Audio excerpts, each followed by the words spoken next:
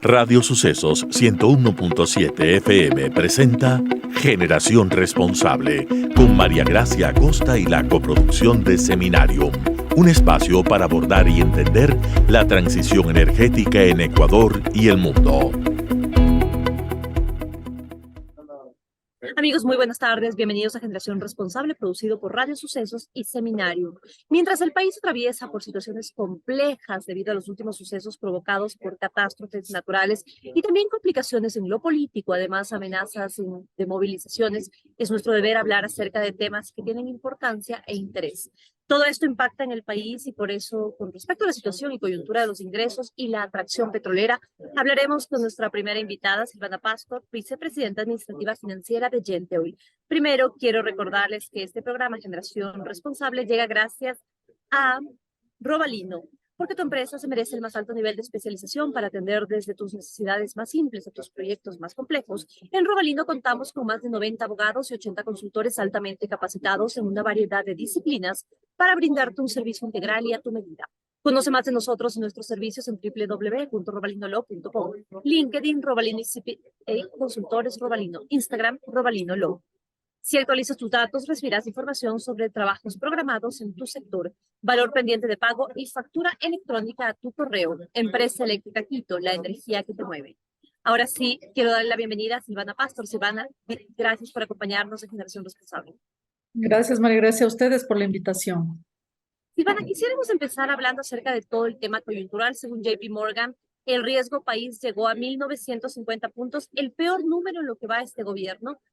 Lo revisado hace pocos minutos según ámbito y hay una baja del cierre anterior de 1.543 a 1.446. Sin embargo, el tener estos números tan altos de riesgo país, ¿cómo lo ven ustedes desde el lado privado, desde el sector de los hidrocarburos y las posibles inversiones en el país? Sí, a ver, hay que aclarar lo siguiente, el riesgo país desde el punto de vista de los inversionistas y de los tenedores de deuda, evidentemente esto es alarmante, es lo que se refleja de lo que podría estar sucediendo en el país, pero entendiéndose ahí que estamos hablando de inversionistas que buscan rendimientos a través de inversiones en commodities o inversiones en bonos, ese tipo de inversión. El sector nuestro, que es un sector ya real, es un sector de inversión, digamos, que implica el atraer inversionistas al país, ¿no es cierto? ¿Qué es lo que buscan? Eso lo que buscan es seguridad jurídica. La seguridad jurídica, ¿de dónde nace? Es de el respeto a los contratos, es el de poder tener el acceso a una relación con las entidades gubernamentales, Ministerio del Ambiente, Ministerio de Hidrocarburos, que pueda ir en conversaciones que ayuden a que estas inversiones se plasmen en el Ecuador.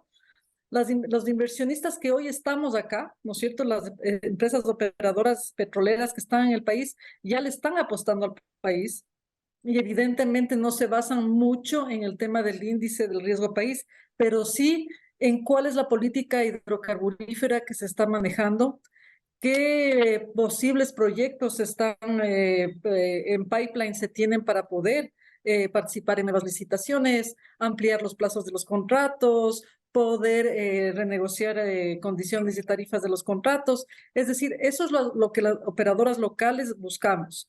¿Qué pasa con las operadoras internacionales? Sí van a mirar el riesgo país, pero sí van a mirar cuál es la política de hidrocarburos que tiene, cuáles están, qué campos están visualizando, podrían ser licitados, bajo qué esquemas de contratos. Es decir, eso es lo que buscarían estos inversionistas. Ahora con todo lo que se ha visto últimamente también en el país, por ejemplo, con las movilizaciones que ha habido, paralización de los campos petroleros, también con la situación climática, que por ejemplo el OCP y el SOTE dejaron de trabajar y los pozos petroleros también tuvieron que parar sus operaciones. ¿Cómo les da a ustedes certezas y garantías de que se va a permitir el buen funcionamiento de todas las diferentes empresas petroleras que están trabajando en el país, considerando todo esto y considerando el actuar del gobierno? ¿Ustedes tienen confianza en el actual gobierno? Sí, lo que usted menciona es grave, es decir, lo que usted menciona para las operaciones petroleras es grave.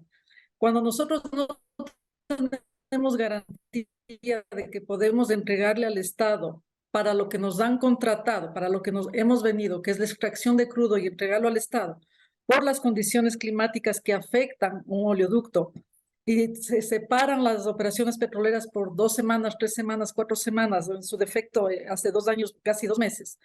Eso representan pérdidas que las absorben los inversionistas, también el Estado. Pero lo que es grave, María Gracia, es que esto ya se lo conocía y ya se lo sabía desde hace más de 2 años. Es decir, la rotura de las tuberías no se dan ahora por de este problema climático. Tienen en pipeline una construcción de una variante de más de 70 kilómetros que no se termina de hacer, conociendo la gravedad del tema. Eso es la seguridad jurídica, ¿no es cierto? Ahí hablamos de que se tienen que dar las condiciones para que las compañías petroleras puedan seguir operando, y no solamente las internacionales, Petroecuador. Petroecuador tiene 400.000 barriles de producción, más del 90% de la producción, y ellos también se ven afectados por esto. ¿Qué es lo que buscamos? Cuando usted dice confía en este gobierno, confiamos y apoyamos la institucionalidad, apoyamos al gobierno, apoyamos el hecho de que tiene que trabajarse para que haya una continuidad, pero lo que se tiene que hacer es realmente tomar a cargo este tipo de situaciones. Es decir, digamos que ahorita una situación más grave con el tema del oleoducto. Todas las operadoras petroleras nuevamente caemos. ¿Y qué sucede ahí? Recuperar un campo petrolero en producción es complejo, porque cuando usted apaga pozos petroleros, toda la presión de un yacimiento cae. Recuperar esa presión es difícil, hay que controlar el agua que se viene. Muchas operadoras pierden pozos petroleros, es complejo. Entonces, cuando hablamos de seguridad jurídica, no hablamos solo del tema contractual, hablamos de que se cumplan las condiciones sobre las cuales las compañías vinieron, es decir, nos tienen que recibir el crudo, tiene que haber un oleoducto que funcione, tiene que haber las garantías cuando hay las manifestaciones, ¿no es cierto? Es decir, hace 2 años que tuvimos el paro, las compañías petroleras son vistas como que son enemigas de las comunidades amazónicas, y los líderes aprovechan esas situaciones y paran a las compañías petroleras cuando son las petroleras que les generan empleo, les generan, construyen hospitales, construyen centros médicos, construyen escuelas, pero el 12% que adicionalmente se entrega al Estado de las utilidades de las petroleras y que va a la Secretaría Amazónica y que no se ve revertida en beneficios de las comunidades, agua potable, caminos, acceso a educación, que hace que se vea a la compañía petrolera como la enemiga del colono o de la comunidad aledaña a las operaciones. Y eso es seguridad jurídica. Si hay un contrato que dice que el 12% de las utilidades van en beneficio de las comunidades, se tiene que cumplir. Y de esa manera bloqueamos el oportunismo de los líderes políticos, porque no son los habitantes de las comunidades, son los líderes que los utilizan. Eso es lo que es fundamental, que haya una política petrolera firme, que haya un control de este tipo de cosas, que el Ministerio de Finanzas apoye que esos recursos se vean revertidos en las comunidades en proyectos que sean de mejora de calidad de vida. Entonces, necesitamos realmente que la cartera de Estado, el Ministerio de Hidrocarburos, el Ministerio del Ambiente, trabajen con las compañías petroleras, porque lo único que estamos haciendo acá nosotros es generando riqueza para el país, obviamente para el inversionista, pero eso se tiene que ver reflejado. Sin lugar a dudas, estoy de acuerdo con eso. Se tiene que ver reflejado también en el aporte a las diferentes comunidades. Usted ha hecho en este momento una radiografía de cómo está el sector petrolero, de qué es lo que necesitan por parte del gobierno. Probablemente si esto no se da, si es que el gobierno continúa mostrándose quizá tibio en ciertas decisiones políticas que afectan el desarrollo y el desenvolvimiento de las empresas petroleras, hay la posibilidad también de que dejen de invertir en el país, de que en algún momento decidan retirarse. Recién hubo también el caso de una empresa que compró campos petroleros, pero que no tuvo las garantías, se fue, y entiendo ahora mismo estamos en mediación, como es Mistratus, o estamos con algún tipo de proceso a nivel internacional. ¿Ustedes han considerado, o el presidente fundador de Gente Oil quizá ha considerado la posibilidad de dejar las inversiones en el país? Bueno, María Gracia, es una buena pregunta, porque no es de desconocimiento el proceso legal que enfrentó Gente Oil, que vio abocado en un tema de arbitraje internacional que lo ganamos, que evidentemente ya está pendiente el pago, ¿no es cierto?, de esos fondos a la compañía. y no somos los únicos. O sea, si nos ponemos a enumerar la cantidad de arbitrajes internacionales en contra de las compañías petroleras, el Ecuador es el número 1 en eso. Es decir, nuestro vecino Colombia no tiene este problema, nosotros sí. Cuando usted me pregunta si es que queremos seguir invirtiendo, si usted analiza cómo va la producción petrolera, va decayendo, no solamente la producción de Petroecuador, sino de las privadas. ¿Por qué decae? Porque no nos dan las garantías ni hay la apertura para saber que podemos extender los contratos, que se pueden renegociar los contratos. Como usted dice, una compañía vino, hizo una oferta, más de $200 millones de inversión, no se lo logró, se politiza al sector. El momento en que se ha politizado este sector, se le politiza al principal ingreso del país, y eso va en detrimento de nosotros mismos, de todos los ecuatorianos. Esta es una industria técnica, no es una industria política. Deben manejarla técnicamente. Entonces yo le doy un ejemplo, es decir, gente hoy todavía tiene 10 años de contratos, pero hay otras compañías que tienen 2 años de contrato y no terminan de renovarles las licencias ambientales porque no se termina de plasmar la regulación a través de la última consulta que hubo. Es decir, estamos como en el limbo y volvemos a la seguridad jurídica. ¿Qué inversionista va a seguir invirtiendo cuando tiene que resolver que le aprueben licencias ambientales, que le resuelvan temas con el SRI? Entonces, ahí el inversionista, si tiene la oportunidad de ir a otros países donde le garanticen que su inversión le va a generar el rédito y le van a respetar sus contratos, los inversionistas lo van a hacer.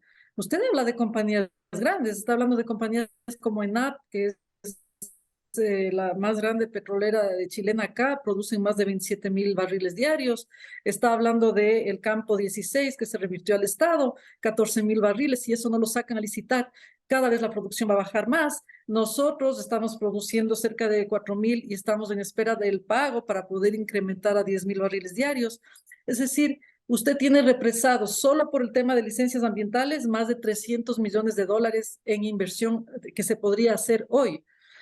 No se diga todo lo que se puede recuperar en producción petrolera, que en los precios más altos era cuando se tenía que sacar esa producción. Hoy ya estamos a precios de 60, 66, irá bajando. Llegamos a $120 por barril. Era el momento de extraer la mayor producción petrolera del país, en lugar de estar problemados en temas de resolución de los contratos. Es grave la situación. Así es, muchísimas gracias, Silvana. Usted lo ha mencionado y justamente pese a todos los anuncios, no llegamos otra vez a los 500,000 barriles de petróleo al día. Muchísimas gracias por su tiempo, Silvana Pastor, vicepresidenta administrativa financiera de Gente Hoy. Gracias a ustedes, un lindo día. Igualmente, gracias.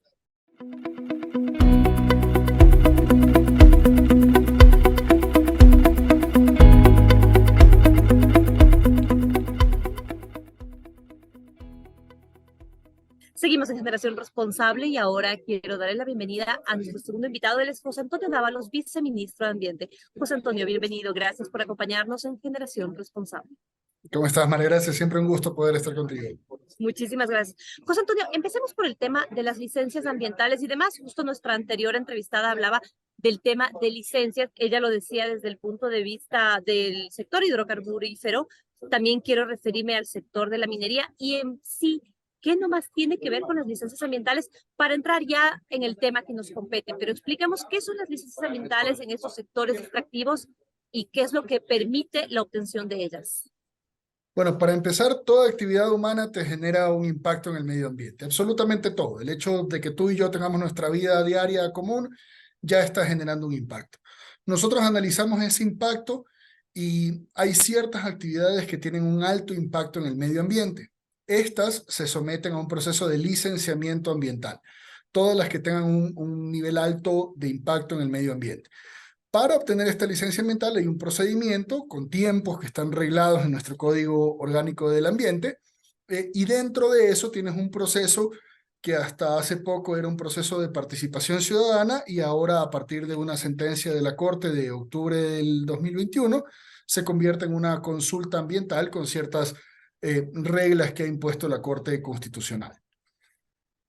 Nosotros hemos podido atender bastantes de estas licencias que estaban represadas. Solo para que tengas una idea, yo antes estaba como subsecretario y recuerdo la primera licencia que firmé era del sector hidrocarburífero y tenía varios años esperando para obtenerse. Entonces, nosotros lo que hemos hecho es, primero, estar conscientes de que los sectores estratégicos son necesarios, son indispensables para el desarrollo del país, y debemos emitir las licencias, y lo que hemos hecho es mejorar el proceso de revisión para asegurarnos de que los estudios de impacto ambiental sean de primer nivel y poder así empezar a emitir las licencias. Por eso tenemos una bastante buena producción de licencias ambientales de sectores estratégicos que, ojo, no son solo minería e hidrocarburos. Un sector estratégico también es la generación de energía eléctrica, por ejemplo. Ahí también imagino que se incluye, por ejemplo, el sector maderero y otras actividades económicas también. Ahora, José Antonio, me encantaría entender la diferencia para que quienes nos escuchan puedan también comprenderlo, de las diferentes consultas que ahora tienen que cumplir las empresas que quieren realizar su actividad económica. Tenemos la consulta prelegislativa, la consulta previa a los pueblos indígenas. ¿Qué otro tipo de consulta tenemos para realizar estas actividades y cuál es la diferencia entre ellas? Básicamente hay tres. La primera es la consulta previa, libre e informada, que es la que establece la Constitución, a la cual tienen derecho nuestros pueblos y nacionalidades y comunidades, como lo dice su nombre, previo al desarrollo de un proyecto extractivista. Tienes la consulta ambiental, que es aquella que debe desarrollarse dentro del proceso de licenciamiento, que es un derecho de absolutamente todos. Todos debemos ser sujetos de consulta ambiental. Y tienes luego la consulta prelegislativa, que es la que la Corte dijo que no solamente los procesos normativos de la Asamblea deben someterse a una consulta prelegislativa, sino también las normas o los proyectos de normas del Ejecutivo deben someterse a eso. Entonces, por ejemplo, la consulta ambiental, que la Corte Constitucional manda a desarrollar y declara inconstitucional algunos artículos de lo que antes era el proceso de participación, debe someterse a una consulta prelegislativa. De ahí que nos haya tomado como gobierno todo este tiempo, porque queremos estar seguros de que las cosas se hagan bien. Finalmente el presidente saca en diciembre este decreto ejecutivo que instruye a los ministerios y demás instituciones del Ejecutivo, saca este instructivo de cómo debemos realizar la consulta prelegislativa. Y pues por cosas del azar, nos toca someter como primera norma a la norma de consulta ambiental. Entonces tú tienes, y aunque pueda sonar un poco confuso, tienes que someter a consulta prelegislativa el proyecto de norma de consulta ambiental, que es lo que pues en este momento estamos haciendo como ministerio. Perfecto, comprendemos entonces que con esto sí se garantiza el derecho que tienen los pueblos, que tienen las comunidades para estar informados y para ser partícipes también del desarrollo del sector que esté operando en su zona. Es decir, y aquí sí me gusta siempre repetir y recalcar, por ejemplo, con el tema minero que ahora está tomando tanta fuerza en Ecuador, pueden coexistir medio ambiente con la minería responsable. Sí, la idea es que sí, la idea es que tengamos tan altos estándares que podamos asegurar que estos proyectos mineros no se realicen en detrimento de la naturaleza. Hemos tenido una buena experiencia con los dos proyectos mineros grandes que existen ahora. Estamos constantemente pues haciendo auditorías, haciendo inspecciones, haciendo visitas, y nos ha ido bien. La idea es que podamos replicar eso y debo ser honesto, como ministerio estamos siempre tratando de elevar los estándares. Es decir, si vamos a tener minería en el país, que es necesaria, tiene que ser la mejor minería posible, ¿no? Y obviamente esto debe replicarse a todas las actividades, porque como te digo, todas generan un impacto, pero creo que hoy por hoy minería es la que está bajo la lupa. Así es, y con esto también, con el tema del cumplimiento, y como lo mencionaba viceministro, el próximo decreto que sacará el presidente de la República con respecto ya a estas consultas que son norma y mandato por parte de la Corte Constitucional, también se puede garantizar el derecho que tienen los inversionistas a poder cumplir con su trabajo, hacerlo en las condiciones óptimas y que todos puedan coexistir. Mire, yo creo que lo que más le interesa al inversionista es que hayan reglas claras. Y con esto lo que estamos tratando de hacer es dejar esas reglas claras. El decreto que sacó el señor presidente Guillermo Lasso en diciembre, fue un decreto que nos instruye a las instituciones del Ejecutivo respecto a cómo realizar esta consulta prelegislativa. No regula el derecho a ser consultado, nos dice a nosotros cómo hacer la consulta.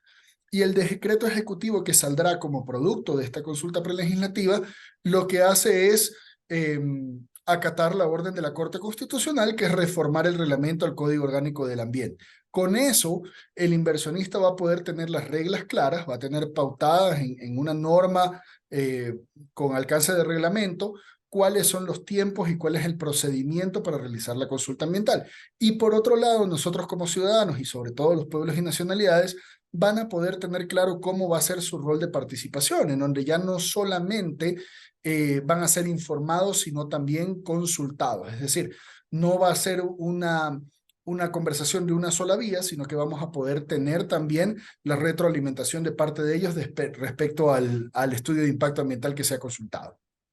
Es decir, va a ser socializado. ¿Con qué sectores también? ¿Qué sectores, ámbitos técnicos, no sé, ingenieros y demás, pueden hacer parte de este proceso de socialización de la norma? Bueno, todos. Nosotros casualmente ahora estamos sacando también comunicaciones, por ejemplo, a la academia, a los GATS, que también deberían ser escuchados, deben ser escuchados para una norma de este tipo, pero ahí tenemos que separarlo. Siempre desde el Ejecutivo y por cuestiones de transparencia socializamos las normas antes de expedirlas. Y eso es aparte o paralelo a la consulta prelegislativa, porque la consulta prelegislativa debe ser dirigida única y exclusivamente a los pueblos y nacionalidades que pudieran ver afectado alguno de sus derechos colectivos. Pero evidentemente, pues, yo me atrevo a asegurar que ninguna norma que ha salido del Ejecutivo ha sido inconsulta. De hecho, nosotros hacemos constantemente socializaciones de las normas antes de sacarlas, y para algunos eso es una demora, pero la verdad es que una norma que ha sido construida en conjunto con la ciudadanía es siempre mucho más fuerte que una que sale solamente de un plumazo, ¿no? Sin lugar a dudas.